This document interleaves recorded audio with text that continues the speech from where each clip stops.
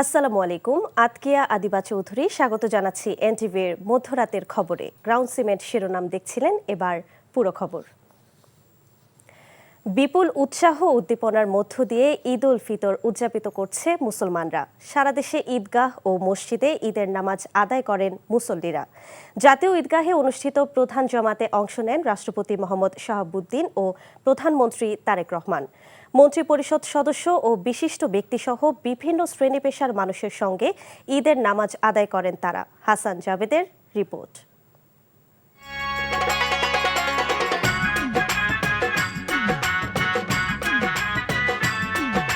মুসলমানদের সবচেয়ে প্রধান ধর্মীয় উৎসব পবিত্র ঈদ। প্রধান জামাতে অংশ নিতে সকাল থেকেই রাজধানীর বিভিন্ন এলাকা থেকে মুসলমানেরা ছুটে চলেন জাতীয় ঈদগায়। পরিবার পরিজন নিয়ে আসেন নামাজ আদায়ে। কড়া নিরাপত্তা ব্যবস্থার মধ্য দিয়ে মুসল্লিদের ঈদগাহে প্রবেশ করতে হয়।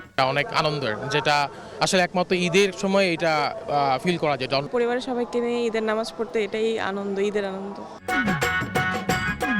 প্রতি বছরের মতো এবারও জাতীয় ঈদগাহে নারীদের নামাজের ব্যবস্থা করা হয়। আমি যে এতদিন লালন করলাম যে আমি জাতীয় ঈদগাহে নামাজ পড়বো, তার আশাটা পূরণ হলো না। বৃষ্টির সম্ভাবনা থাকলেও নামাজের সময় বৃষ্টি না আসায় মুসল্লিরা নির্বিঘ্নে জাতীয় ঈদগাহে সমবেত হন। জামাত শুরুর আগেই ঈদগাহ মাঠের মূল প্যান্ডেল ছাড়িয়ে ভিড় এসে ঠেকে রাস্তায়। আল্লাহু আকবার, আল্লাহু আকবার। জাতীয় মসজিদ বাইতুল মোকাররমের খতিব মুফতি আব্দুল মালিকের ইমামতিতে শুরু হয় ঈদের জামাত। খুতবা শেষে মোনাজাতে অংশ নেন লাখো মুসল্লি। ইয়া আল্লাহ, শান্তি এবং নিরাপত্তা প্রতিষ্ঠা করে দেন মাওলা। আমিন। এদিকে জাতীয় মসজিদ বাইতুল মোকাররমে 1 ঘন্টা পর পর 5টি ঈদ জামাত অনুষ্ঠিত হয়। জামাত শেষে সর্বত্রই ঈদের শুভেচ্ছা বিনিময়ের সেই চিরায়ত দৃশ্য চোখে পড়ে। একই সাথে নারী পুরুষ সবার মাঝে ছড়িয়ে পড়ে উৎসবের আনন্দ। ঈদ উল ফিতরের নামাজ শুধু একটি ধর্মীয় আনুষ্ঠানিকতা নয়, এটি কৃতজ্ঞতা, সাম্য, সংযম, দানশীলতা ও ভ্রাতৃত্বের এক অনন্য প্রতীক। হাসান জাভেদ, এনটিভি নিউজ, জাতীয় ঈদগাহ ময়দান, ঢাকা। প্রধানমন্ত্রী তারেক রহমান বলেছেন, জনগণের প্রত্যাশা মতো দেশ গঠনে কাজ করবে সরকার। রাষ্ট্রীয় অতিথি ভবন যমুনায় বিশিষ্ট নাগরিক সহ সর্বস্তরের মানুষের সঙ্গে ঈদ উল ফিতরের শুভেচ্ছা বিনিময় শেষে একথা বলেন তিনি।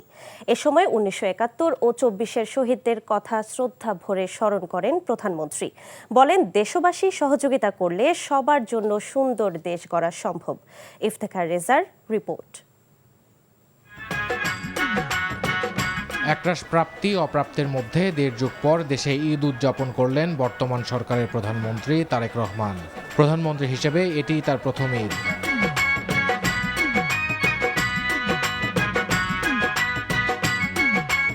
বিশেষ এই দিনে আনন্দ ভাগাভাগি ও শুভেচ্ছা বিনিময় করতে সকালে রাষ্ট্রীয় অতিথি ভবন যমুনায় ঢল নামে বিশিষ্ট নাগরিক, কূটনীতিক, রাজনৈতিক, শিক্ষাবিদ সহ সর্বস্তরের মানুষের।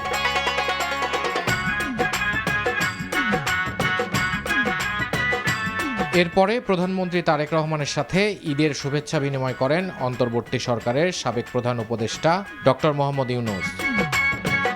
পরে প্রধানমন্ত্রী দেশের মানুষকে ঈদের শুভেচ্ছা জানান, দোয়া চান দেশবাসীর কাছে।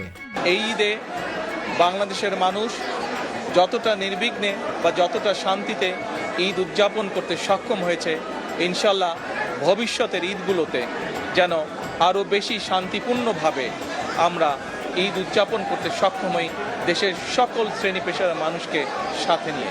প্রধানমন্ত্রী বলেন, জনগণের প্রত্যাশিত দেশ গড়ার লক্ষ্যেই কাজ করছে তার সরকার। আজকের এই ঈদের দিনে দেশবাসীর কাছে আমি দোয়া চাই, আপনাদের সহযোগিতা যদি থাকে, ইনশাল্লাহ আপনাদের এই নির্বাচিত সরকার দেশকে আপনাদের চাওয়া অনুযায়ী দেশ গঠনের কাজে সর্বোচ্চ শক্তি দিয়ে চেষ্টা চালিয়ে যাবে। দীর্ঘ 1.5 যুগ পর দেশের মাটিতে ঈদ উদযাপন করলেন প্রধানমন্ত্রী তারেক রহমান। ঈদের আনন্দ ভাগাভাগি করে নিলেন দেশের বিভিন্ন শ্রেণী পেশার মানুষের সাথে। সকল চ্যালেঞ্জ মোকাবেলা করে বর্তমান সরকার সামনের দিকে এগিয়ে যাবে, এমন প্রত্যাশা সকলের।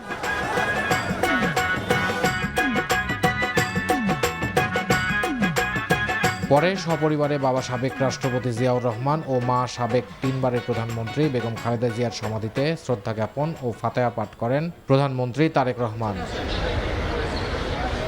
Iftekhar Reza, NTV news, Dhaka. হিংসা বিদ্বেষ ভুলে ঐক্যবদ্ধ নতুন বাংলাদেশ গড়ার আহ্বান জানিয়েছেন জামায়াত ইসলামের আমির ও বিরোধী দলীয় নেতা ডক্টর শফিকুর রহমান। বলেন, গণভোটে জুলাই সনদের পক্ষে 70% ভোট পড়ার পর এ নিয়ে টালবাহানার সুযোগ নেই। বিকেলে মিন্টু রোডের জামায়াতের আমিরের সরকারি বাসভবনে কূটনৈতিক ও রাজনৈতিক নেতাদের সাথে শুভেচ্ছা বিনিময় শেষে এসব কথা বলেন তিনি। শিউলি রায়ের রিপোর্ট। সকালে মিরপুরের মণিপুরি গার্লস কলেজ মাঠে ঈদের নামাজ আদায় করেন বিরোধী দলের ডাক্তার শফিকুর রহমান। নামাজ শেষে ঈদের শুভেচ্ছা বিনিময় করেন তিনি। পরে সাংবাদিকদের সাথে আলাপকালে সড়ক পরিবহন মন্ত্রী সমালোচনা করেন জামাতের আমির। বলেন, সরকার ঈদ যাত্রা আরামদায়ক করতে ব্যর্থ হয়েছে। এবারকার ঈদ যাত্রাটা সাধারণ মানুষের জন্য আরো বেশি স্বস্তিদায়ক এবং নির্বিঘ্ন হতো। আপনারা সবাই জানেন যে এবার মানুষের অনেক দুর্ভোগ এবং কষ্ট হয়েছে বিভিন্ন কারণে, এটা আমি আবার উচ্চারণ করতে চাই না। ভবিষ্যতে আশা করব যে এই ধরনের বিশৃঙ্খলা ও ব্যবস্থাপনা, দুর্নীতি, চাঁদাবাজি এগুলো হবে না। সাংবাদিকদের এক প্রশ্নের জবাবে সরকারের কাছে তিনি পাল্টা প্রশ্ন তোলেন। সংসদ নির্বাচনে ভোট হালাল হলে গণভোট কেন হারাম হবে?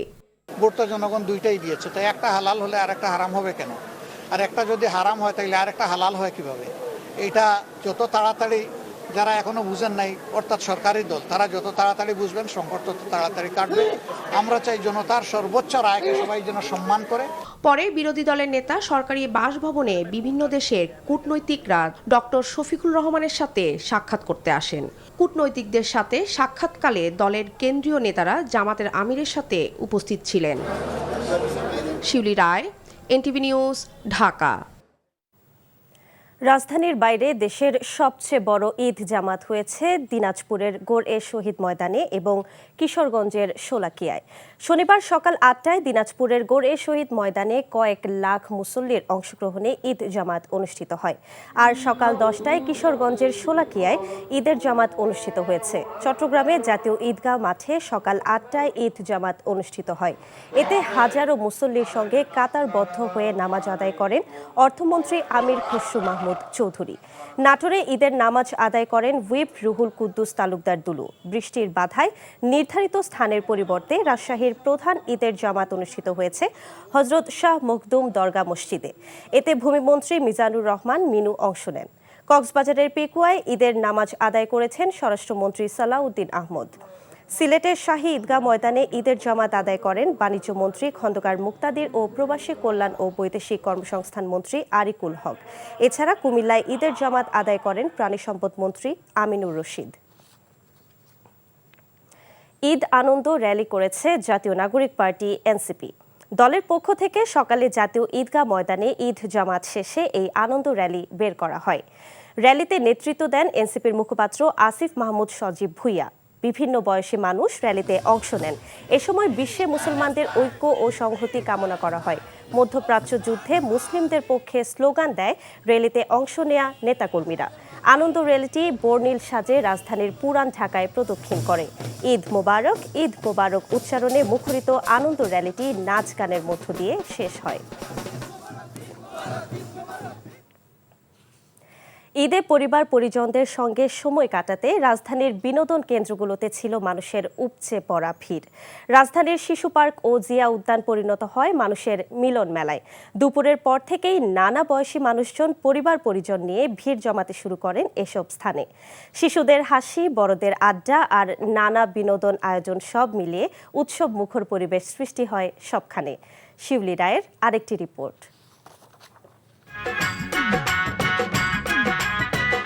আকাশ ছিল মেঘলা, মাঝে মাঝে ছিল হালকা বাতাস, যা গরমের মধ্যেও ঈদের এই বিশেষ দিনটিতে এনে দিয়েছে স্বস্তি। ব্যস্ত জীবনের ফাঁকে পরিবারকে সময় দেওয়ার সুযোগ এনে দেয় ঈদ।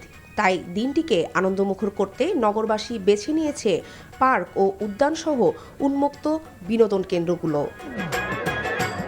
ছুটি তো সবসময় পাওয়া যায় না, যেহেতু ছুটি পাওয়া গেছে তাহলে কয়দিন ঘোরাফেরা হোক, এই জন্য বাচ্চা কাচ্চা নিয়ে ঘুরতে আসছি আমরা এখানে। বাচ্চাদের বা ফ্যামিলিদের সময় দেওয়া হয় না, এই কারণে আজকে একটা সুযোগ পেয়েছি ফ্যামিলি এবং বাচ্চা সবাই মিলে আসলে ঈদের আনন্দকে ভাগাভাগি করার জন্য এই শিশু মেলায় আসছি।